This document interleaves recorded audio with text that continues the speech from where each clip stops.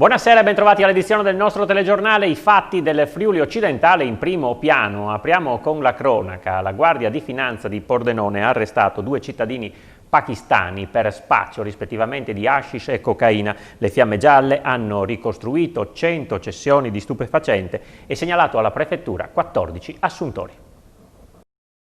Avevano spacciato eroina hashish a Pordenone. Per questo 2 cittadini pakistani sono stati arrestati dalla Guardia di Finanza della città sul Noncello, che ha anche identificato 14 consumatori. Sono i risultati dell'operazione delle Fiamme Gialle della compagnia pordenonese che ha preso il via durante l'attività di controllo del territorio. In questo periodo, infatti, i militari avevano notato un incremento del consumo di hashish tra i giovani, alcuni dei quali trovati in possesso anche di eroina. Dall'esame di tabulati telefonici, testimonianze e appostamenti, condotti su delega dell'autorità giudiziaria, la Guardia di Finanza è risalita a un cittadino pakistano senza fissa dimora e già noto alle forze dell'ordine, da tempo presente in Friuli occidentale. Le indagini hanno permesso di ricostruire 100 cessioni di eroina effettuate dall'uomo nonostante le limitazioni per il coronavirus. Per approvvigionarsi, in alcune occasioni, lo spacciatore si era fatto accompagnare in automobile a Mestre da un giovane cliente che poi era stato pagato in natura con qualche dose. Su richiesta della procura, il GIP di Pordenone ha emesso un'ordinanza di custodia cautelare nei confronti dell'uomo che è stato portato nel carcere cittadino. Durante l'operazione è stato individuato un secondo soggetto, anche lui di nazionalità pakistana e disoccupato da febbraio 2020, trovato in possesso di 7 dosi di hashish. Dalla perquisizione del suo domicilio, un locale riconducibile a un'associazione che si occupa di accoglienza, sono state rinvenute altre 20 dosi di hashish acquistate sulla piazza di Udine, un bilancino elettronico di precisione e 1.000 euro nascosti in un armadio. L'uomo veniva contattato attraverso WhatsApp installato su un cellulare privo di SIM e collegato solamente con il Wi-Fi. Anche per lui sono scattate le manette e il trasferimento nel carcere di Pordenone. I militari hanno individuato in tutto 14 consumatori, 10 italiani e 4 stranieri, che saranno segnalati come consumatori alla prefettura. Ora le Fiamme Gialle stanno indagando per individuare con precisione i canali di rifornimento dei 2 spacciatori.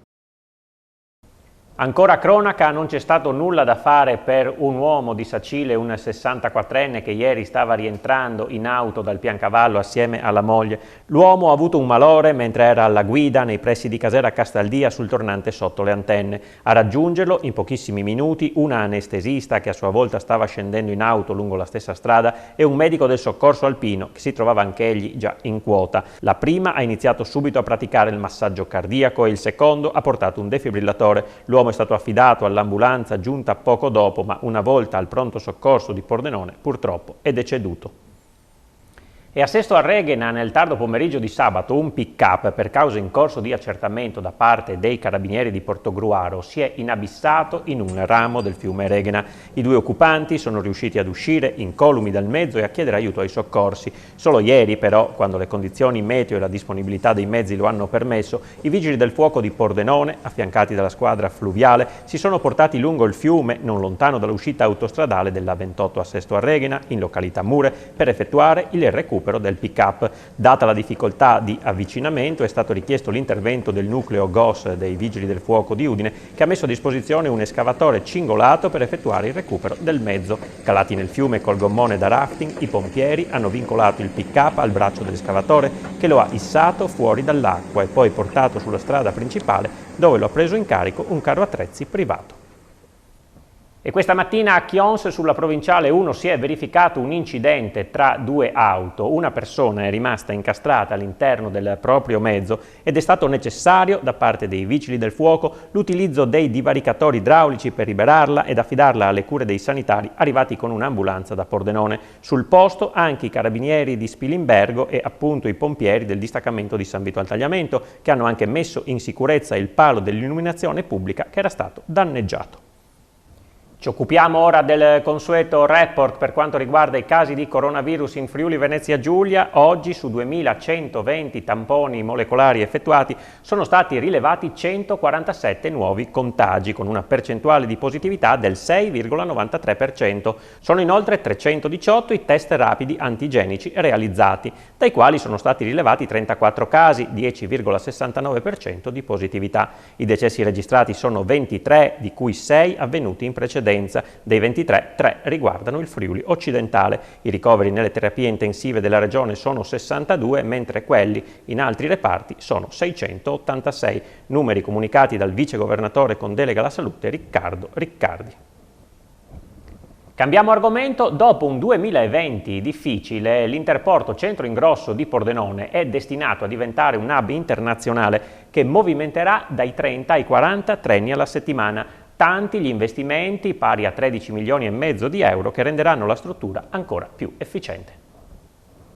L'Interporto di Pordenone è pronto per diventare un hub internazionale e snodo centrale per il mondo produttivo e dei servizi. Sono gli obiettivi che i vertici della struttura si sono dati per il 2021. I treni che partono dall'Interporto, il quale conta 1.300 occupati, 70 imprese insediate e un volume d'affari di oltre 500 milioni di fatturato, raggiungono Inghilterra, Germania, Olanda, Polonia, senza contare Trieste, e a breve sarà la volta della Romania. A oggi i convogli movimentati ogni settimana sono 15, ma a breve il numero sarà più che raddoppiato. Il 2021 registrerà, come abbiamo già in agenda, un aumento considerevole dei treni. Finalmente l'Interporto di Pordenone può dirsi un interporto internazionale, perché ospiteremo non meno di una trentina, anzi 40 treni alla settimana. Quest'anno le infrastrutture saranno potenziate grazie a un investimento di 13 milioni e mezzo di euro e si attende la creazione di un sistema tecnologico da parte di Rete Ferroviaria Italiana per un investimento da 10-15 milioni di euro che permetta di entrare e uscire senza l'accompagnamento manuale. Abbiamo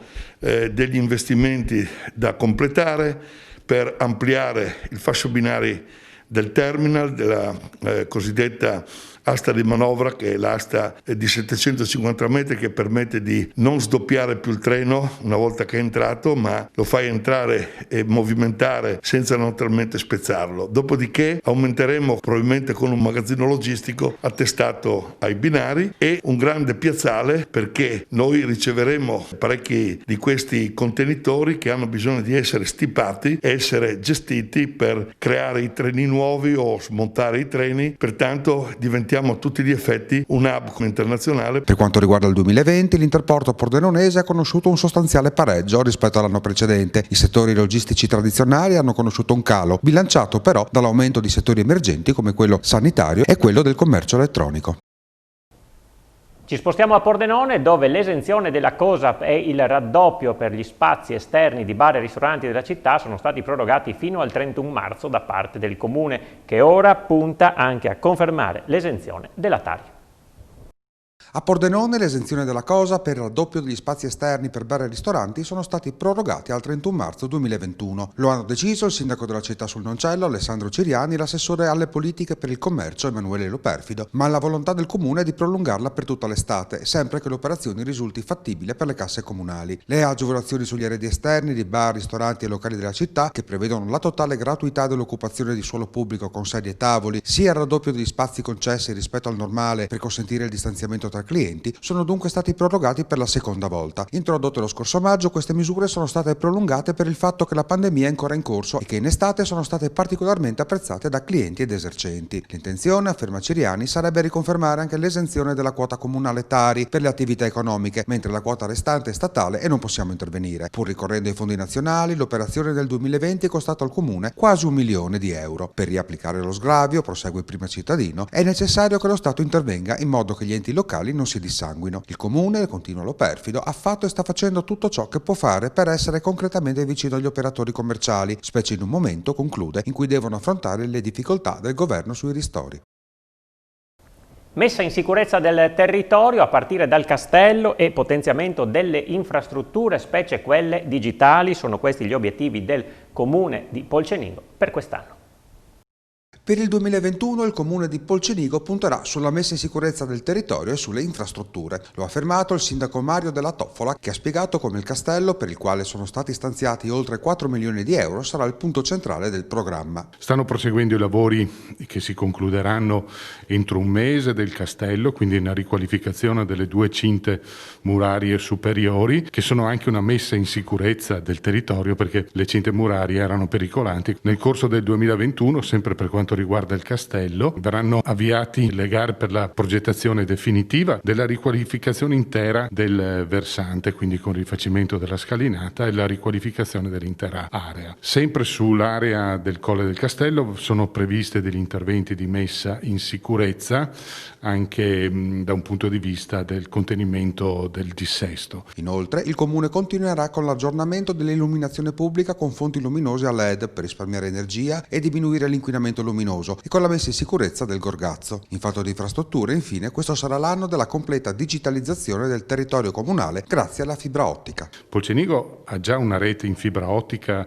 di un'impresa locale che è entrata in una rete nazionale in asset, che è entrata in Retelit, ma anche delle altre società, quindi Open Fiber che ha completato la linea in fibra ottica, e fra qualche settimana inizierà anche Telecom a cablare i cabinet. Quindi Polcenigo si troverà con 2 linee in fibra ottica per coprire tutto il territorio, più in tecnologia FTTH, quindi con la fibra in casa, in più la rete di Telecom TIM, che sarà appunto una rete in FTTC, quindi con la fibra al cabinet. Quindi una copertura totale che vedrà la completa digitalizzazione del territorio comunale. Chiudiamo con lo sport. A Casarsa è andata in scena la prima prova dei campionati regionali di società di cross. Vediamo com'è andata. A distanza di 11 mesi dall'ultimo cross regionale, il Memorial Giacomo Romano di Sal di Povoletto, che scrisse la parola fine sull'attività per l'esplosione della pandemia, Casarsa della Delizia, la locale Libertas, con il sostegno del comune, riaccende i motori organizzando la prima prova dei campionati regionali di società di corsa campestre, che assegnava anche il 25esimo Memorial Manuel Bertolin. È stato Samuele Della Pietra della Trieste Atletica ad aggiudicarsi questa competizione, correndo i 10 km in 33,12 e precedendo 2 pezzi da 90 come l'olimpionico Abdullah Baumoussa e l'azzurro Matteo Spanu. Tra le donne, sui 7 km, Samantha Mattiusi della Malignani Libertas ha messo in fila tutte, andando a conquistare una vittoria inaspettata ma meritata, 28,43, il tempo della vincitrice. Tra le allieve sui 4.000 metri ha vinto Serena Rodolico. Negli allievi si è aggiudicato con largo margine la manche di 5 km Fabio Visentini. Bella e scontata vittoria sui 5.000 metri juniores donne di Ilaria Bruno della Bruniera Friulintagli. Gli juniores, che hanno corso la distanza di 7.000 metri, hanno visto prevalere Nicolò Galimi della Marignani Liberta sul compagno di squadra Giovanni Silli.